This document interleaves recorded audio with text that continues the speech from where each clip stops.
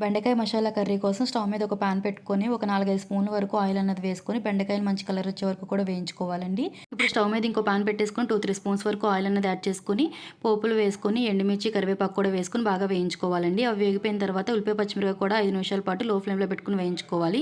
అవి బాగా మగ్గిపోయిన తర్వాత అల్లం వెల్లిపాయ పేస్ట్ని కూడా పచ్చివాసన పోయే వరకు వేయించుకోవాలి. 2 చిన్న సైజు టమాటాలను తీసుకుని పేస్ట్ కింద చేసుకుని వేసుకుని ఒక పావు టీ స్పూన్ వరకు పసుపు, 2 స్పూన్స్ వరకు సాల్ట్ అనేది వేసుకొని లో ఫ్లేమ్లో పెట్టుకొని బాగా మగ్గించుకోవాలి. ఇది బాగా మగ్గిపోయిన తర్వాత ఒక 2 స్పూన్స్ వరకు కారం అనేది యాడ్ చేసుకోవాలి. అలాగే 1 స్పూన్ వరకు గరం మసాలా కూడా యాడ్ చేసుకోవాలండి.